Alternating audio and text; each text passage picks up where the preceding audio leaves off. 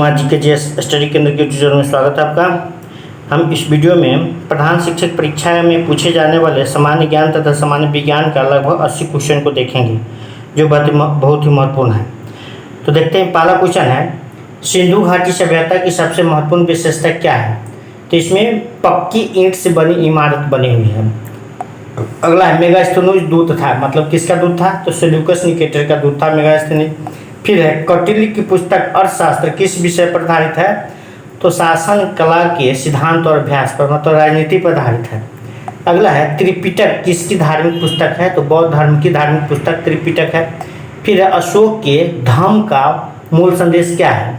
तो इनमें सभी, यानी कि राजा के प्रति वफादारी, शांति एवं अहिंसा, बड़ों का सम्मान, ये सभी धम्म का मतलब है, धम्म में संदेश है। अगला है, मौर्य समाज का 7 वर्गों में विभाजन का विशेष रूप से उल्लेख किया गया है। कहाँ किया गया है? तो मेगास्थनीज की पुस्तक इंडिका में किया गया है। फिर आगे है, प्रसिद्ध चीनी यात्री फाहियान ने किसके शासनकाल में भारत की यात्रा की थी? तो चंद्रगुप्त द्वितीय, जिसे चंद्रगुप्त विक्रमादित्य भी कहा जाता है, तो चंद्रगुप्त द्वितीय के शासनकाल में ही फाहियान ने भारत यात्रा किया था। फिर आगे है, चोल काल किसके लिए प्रसिद्ध था? चोल काल किसके लिए प्रसिद्ध था? तो इनमें सभी है, यानी कि ग्राम पंचायत के लिए प्रसिद्ध था, राष्ट्रकूट राजवंश के साथ युद्ध हुआ उसके लिए प्रसिद्ध था, श्रीलंका के साथ व्यापार था इसलिए प्रसिद्ध था। अगला है, दक्षिण भारत के मंदिरों के आकर्षक द्वार क्या कहलाते हैं? तो गोपुरम कहा जाता है। दक्षिण भारत के मंदिर का जो आकर्षक द्वार होता है वो क्या कहलाता है? तो उसको गोपुरम कहा जाता है, गोपुरम। अगला है, विजयनगर साम्राज्य का अवशेष कहाँ मिलता है? तो हम्पी में, जो कर्नाटक में हम्पी में मिलता है। इसके बाद है, वह प्रथम मुस्लिम शासक कौन था जिसने शासन के सिद्धांत को सजाओ के ईश्वरीय अधिकार सिद्धांत के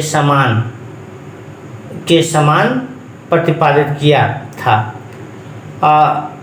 तो कौन था? बलबन था। ऐसे कौन था? तो बलबन था। सजाओ होगा कि रजाओ होगा? थ्योरी ऑफ डाइविंग राइट, यानी रजाओं के ईश्वरीय अधिकार सिद्धांत हो जाएगा, सजाओ नहीं होगा, यहाँ टाइपिंग में दिक्कत है। तो वह प्रथम मुस्लिम शासक कौन था जिसने शासन के सिद्धांत को रजाओ, यहाँ राजा है, टाइपिंग गलती हो गया, रजाओं के ईश्वरीय अधिकार सिद्धांत के समान प्रतिपादित किया था? तो बलबन था। अगला है, भारत में कागज का प्रयोग कब से प्रारंभ हुआ? तो 12वीं शताब्दी में प्रयोग हुआ था। इसके बाद यूरोपीय चित्रकारी का प्रवेश किसके दरबार में हुआ? तो अकबर के दरबार में हुआ था। यूरोपीय चित्रकारी का प्रवेश अकबर के दरबार में हुआ। फिर है, भारत में किसके शासनकाल में इंग्लिश ईस्ट इंडिया कंपनी का गठन हुआ? तो अकबर के शासनकाल में। इसके बाद निम्नलिखित में से यहाँ है, भारत में किसके शासनकाल में इंग्लिश ईस्ट इंडिया कंपनी का गठन हुआ? तो गठन हुआ अकबर के शासनकाल में, इंग्लैंड में ही गठन हुआ और अकबर के नाम से ही पत्र लिखा गया था वहाँ पर। लेकिन जब वो यहाँ आया तब तक अकबर की मृत्यु हो चुका था और उसका बेटा जो जहांगीर था, जहांगीर का शासनकाल उस समय चल रहा था। अगला है, निम्नलिखित में से किस देशी रियासत को अंग्रेजों ने अपने क्षेत्र में नहीं मिलाया? तो ग्वालियर को नहीं मिलाया, बाकी मिलाया किसको? सिंध को मिला लिया था, अवध को मिला लिया था और सतारा को मिला लिया था। अगला है, गांधी जी के नमक सत्याग्रह का एकमात्र उद्देश्य क्या था? तो इनमें से सभी था।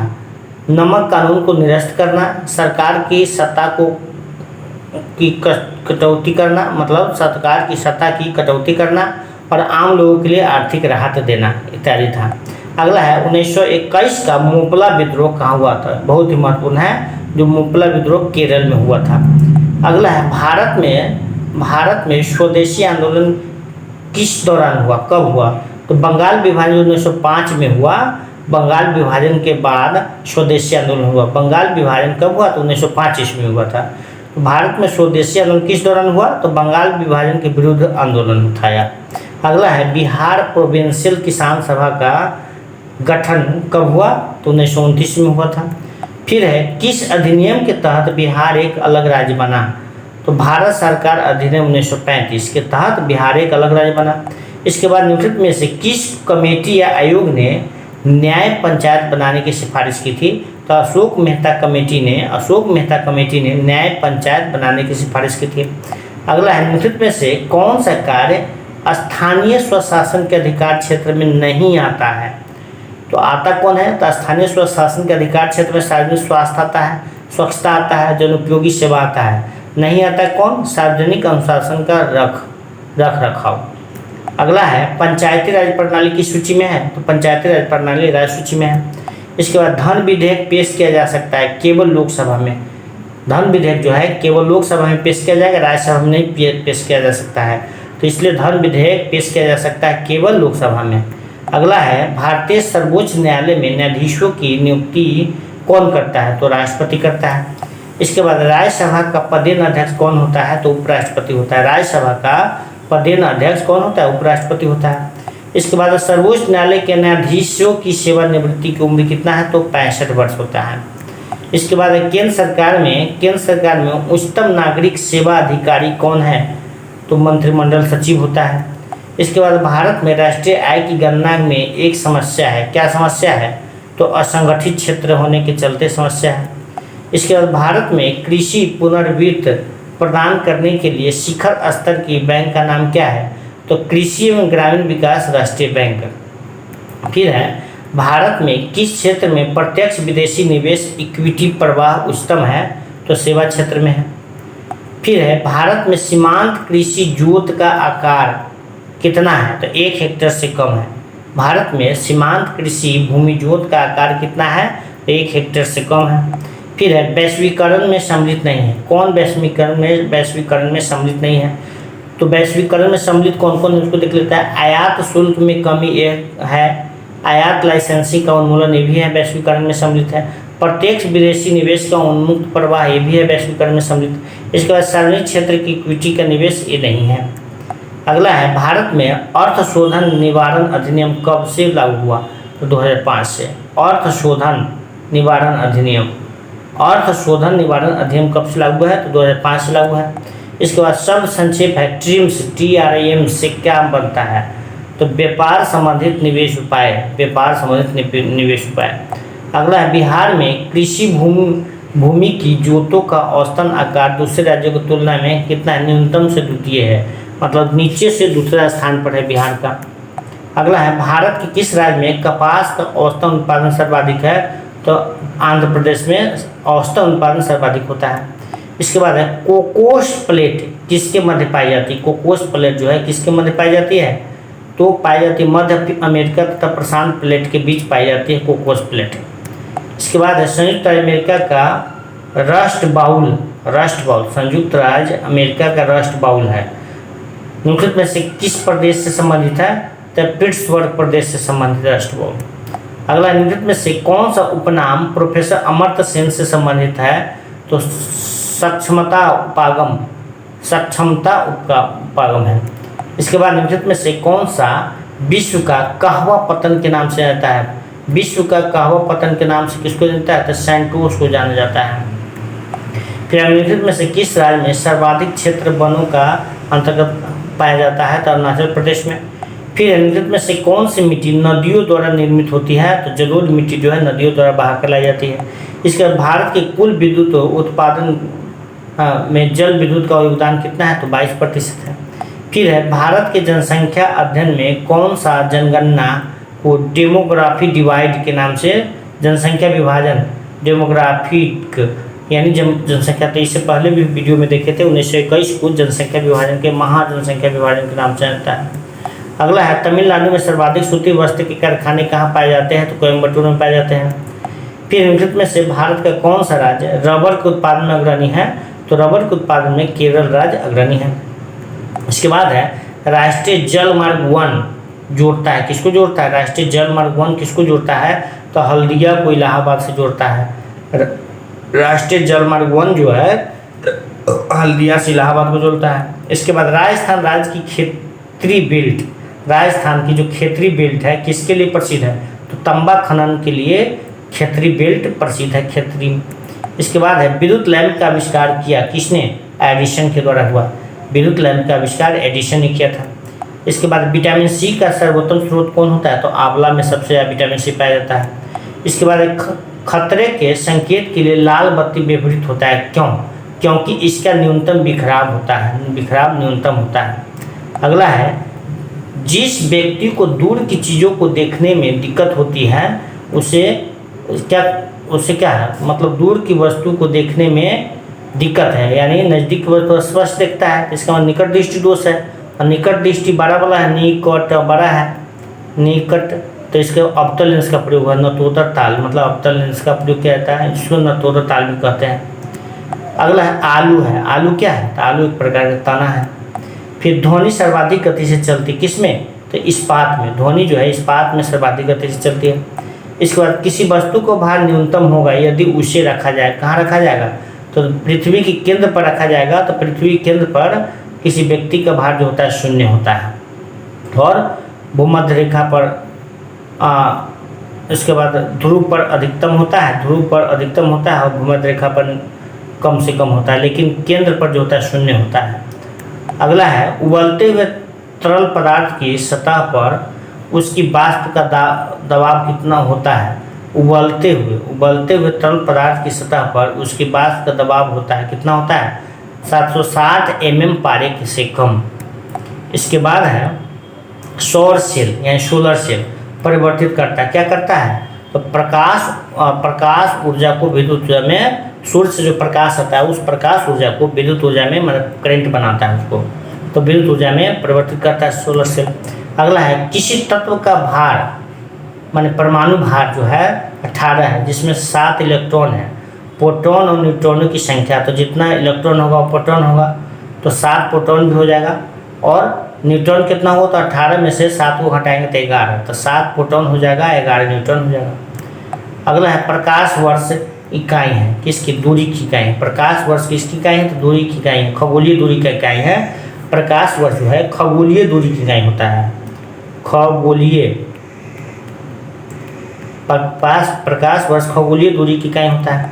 इसके बाद काला क्षेत्र ब्लैक होल सिकुड़ने से बनता है, क्या बनता है? भारी न्यूट्रॉन तारों, मतलब भारी न्यूट्रॉन तारों के सिकुड़ने से काला क्षेत्र बनता है। भारी न्यूट्रॉन तारों के सिकुड़ने से काला क्षेत्र बनता है, ब्लैक होल बनता है। अगला है, हरा घर यानी ग्रीन हाउस का प्रभाव होता है। ग्रीन हाउस गैस का प्रभाव क्या है? तो कार्बन डाइऑक्साइड गैस की परत वायुमंडल में होने से ग्रीन हाउस गैस का प्रभाव पड़ता है। इसके बाद अंतरिक्ष में पहले मानव निर्मित सैटेलाइट का नाम क्या है? तो स्पुतनिक 1 है। इसके बाद जी का इकाई कितना होता है? तो मीटर प्रति सेकेंड स्क्वायर होता है। जी की इकाई होता है मीटर प्रति सेकेंड स्क्वायर होता है। इसके बाद नेत्र से दूर की वस्तु साफ न देख सकने को सुधारा जा सकते हैं। दूर की वस्तु को साफ नहीं देखा जा सकता है, इसका मतलब नज़दीक की वस्तु साफ देखा जा रहा है, इसका निकट दृष्टि दोष है। निकट बड़ा है, अवतल निकट बड़ा है, तो अवतल लेंस का प्रयोग हुआ, तो अवतल लेंस का प्रयोग हुआ। अवतल